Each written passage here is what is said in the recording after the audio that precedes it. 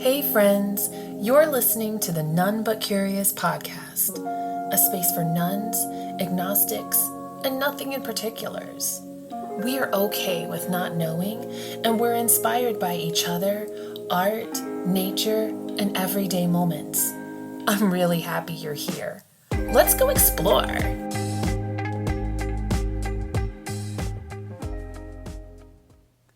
Seasons changed and so did I.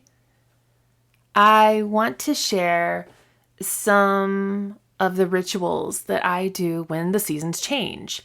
I think I'm better at doing seasonal rituals apart from weekly or daily. I've tried. I've rented books. I've bought books on doing candle magic, which I love, and other rituals, and I just can't get myself to commit, one of those C words, the good C words. Yeah. So when the season changes, as it is upon us as right now, what I typically do is I do something season oriented. So when it's fall, I get in the mood for fall by taking our family apple picking, or we go pick pumpkins, or we do a little bit of both. Those seem really fall oriented to me. I have a wreath that I have created for each season. Except for winter. So that's the interesting thing. I have 3 wreaths that I absolutely love for spring, summer, and I'm about to transition my door to fall. But winter, I haven't gotten to the point where I've created a wreath that I actually like. What ended up happening is last year I hung a wall hanging I made that I really like. And it wasn't white, it was pink. I think it's pink and gray. I'm trying to remember. I'll have to look in my wreath box. It's in there, but that's for winter. We're talking about fall. And when we think of fall, we think of pumpkin spice. Even if you're not a fan of pumpkin spice lattes, pumpkin is still in the air, and sweaters when it's not 90 degrees, and the crunching of leaves and soups. Oh, it's gonna be soup season. I'm so excited. Been trying to incorporate more vegetables and fruits in my diet, and that is the easiest way to do it. Soups.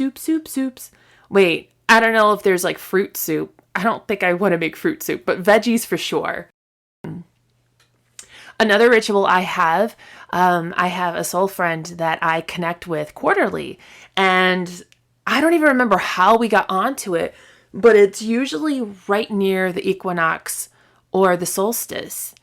And I look forward to those connections. We talk for 2 to 3 hours, and we catch up and we gain perspective, and I always hang up with those phone calls feeling rejuvenated and seen and heard, and just a better version of myself with more clarity and more perspective. And that has become one of my favorite rituals. So I invite you, if there's a friend or family member that you just keep meaning to connect with, try it seasonally. It's fun.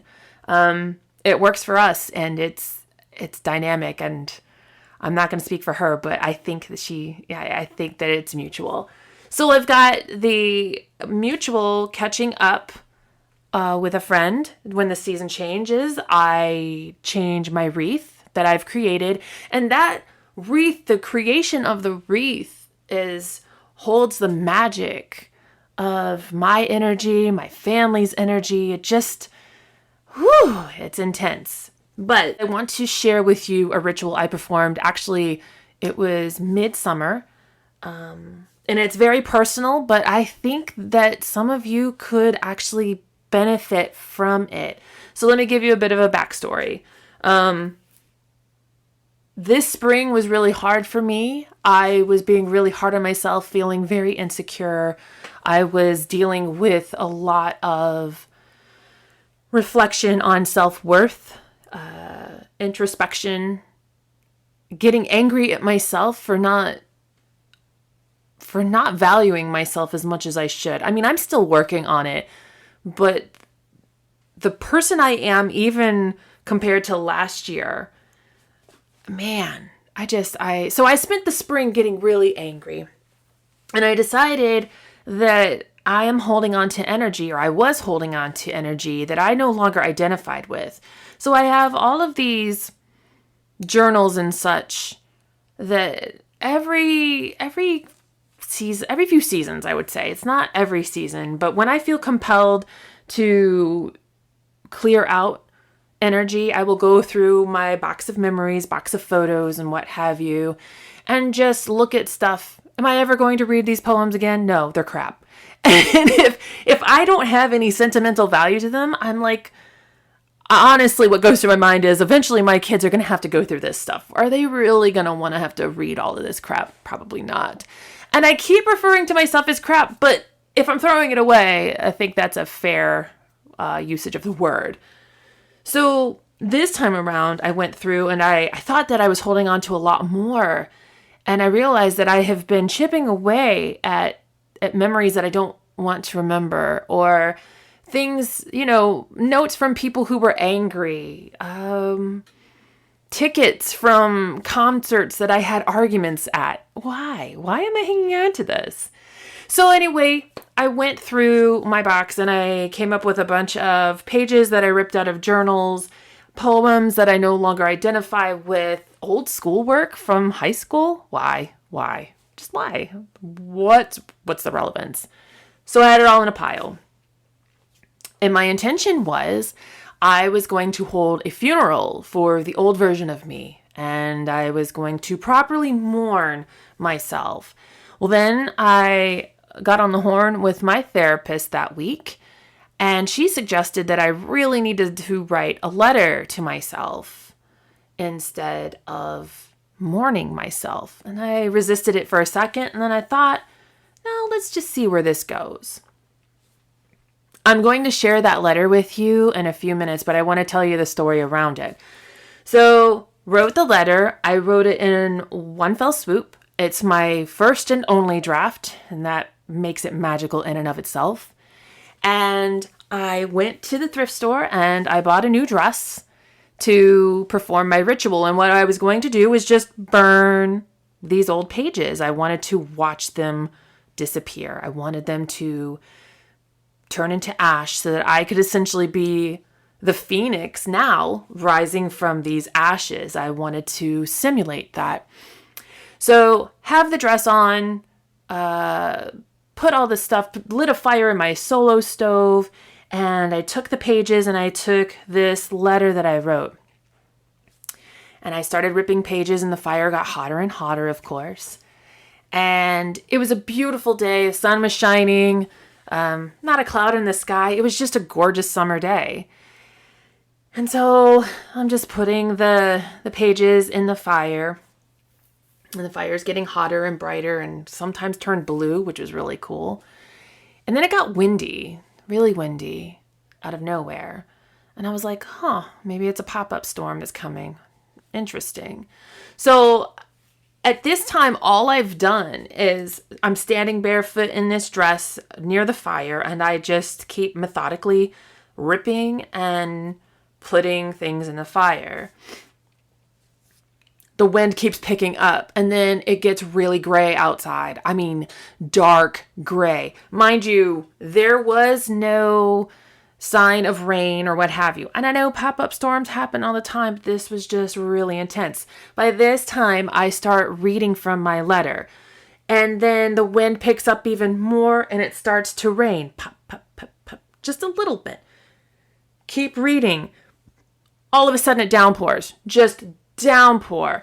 By the time I had finished reading my letter, the fire is still burning through this entire thing. The wind is just whipping in all sorts of directions. It felt insane. And the thunder's rumbling. I forgot.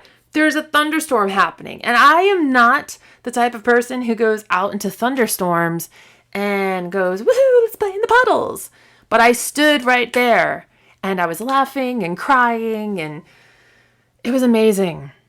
And I really think that this ritual helped me let go of some of that insecurity and whatever energies I might be holding on to. I mean, I still fight with it, but I can tell that there's a vast difference. Even my therapist, she can tell a vast difference in me ever since this ritual. So I am going to share with you what I wrote, and I will also write a version. So you are more than welcome to take this as a template and create your own letting go ritual. It's powerful. And even if you use this as an example and write your own, giving yourself permission to release that which no longer suits you or serves you is a way to make room for the growth that will happen in its own time. I am here today to honor the girl and the young woman who are bygone versions of me. Hummingbird and Rabbit join me in this ceremony as they have been frequent visitors the past few weeks. Hummingbird brings the gifts of adaptability, creativity, and joy. Rabbit offers gifts of gentleness, intuition, and wealth. Both animals serve as a reminder of letting go of the past, being present, and welcoming new beginnings. To the sweet little girl with the big dimples. Oh my goodness, your eyes are alight with dreams and potential. Your giggle rings through a quiet room. You love to read and sing and dance and doodle, and someday you want to learn how to ice skate and paint the beautiful images you see in your mind. You love fiercely and adore spending time with people who matter to you. You are radiant, little one. You can do anything you set your mind to.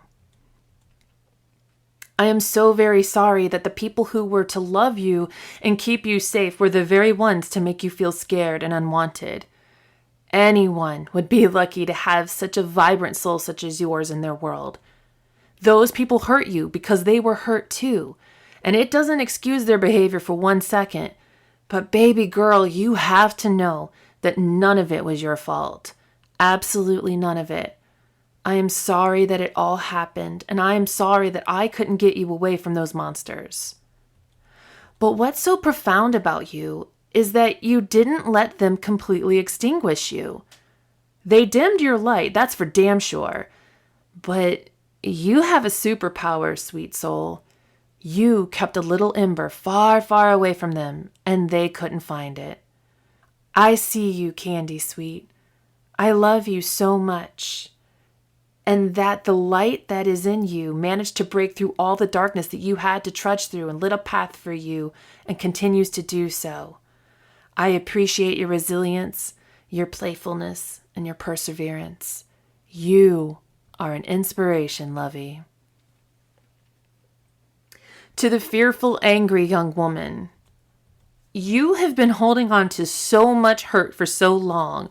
Like a dormant live volcano, you erupt unexpectedly and scald anyone in your path.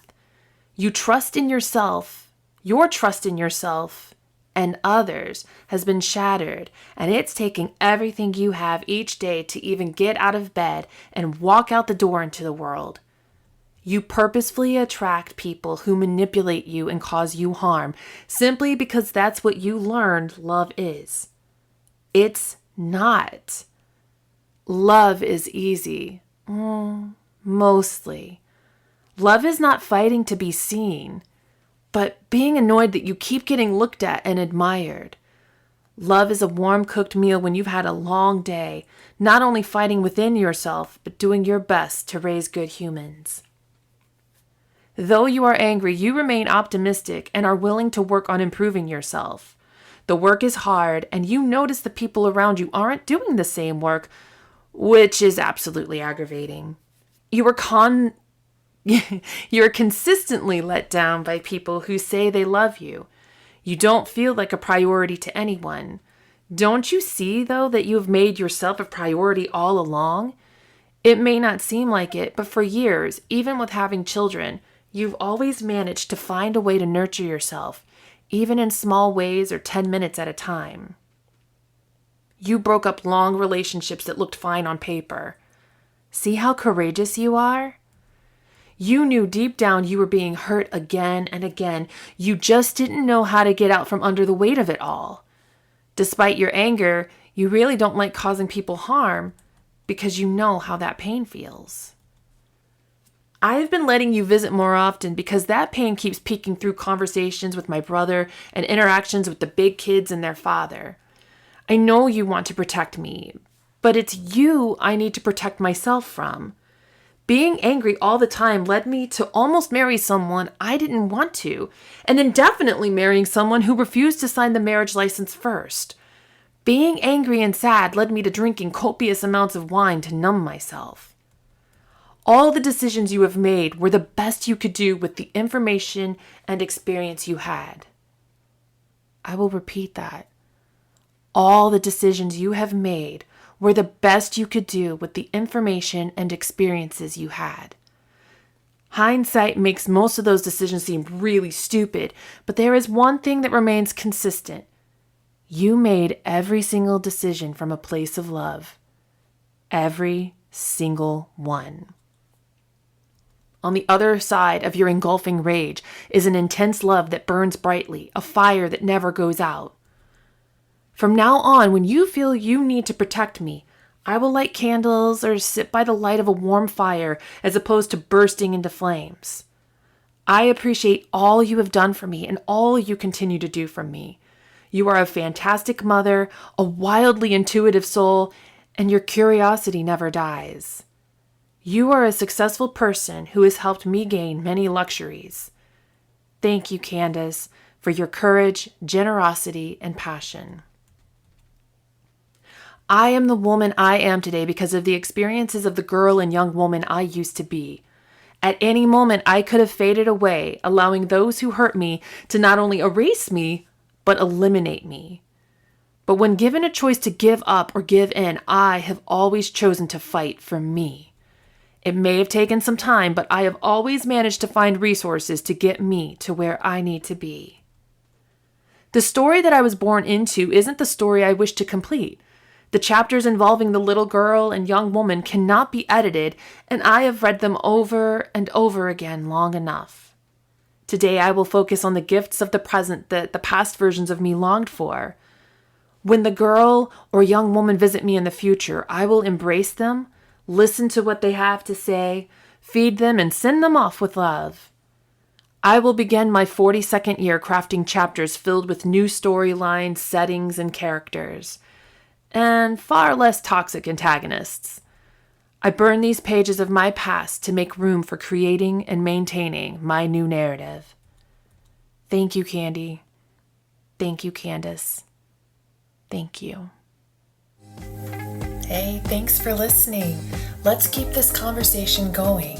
Share your stories with our None But Curious Facebook group, or you can also follow our Instagram at None But Curious, or email Candy at nonebutcurious.org if you want to share your ideas and thoughts.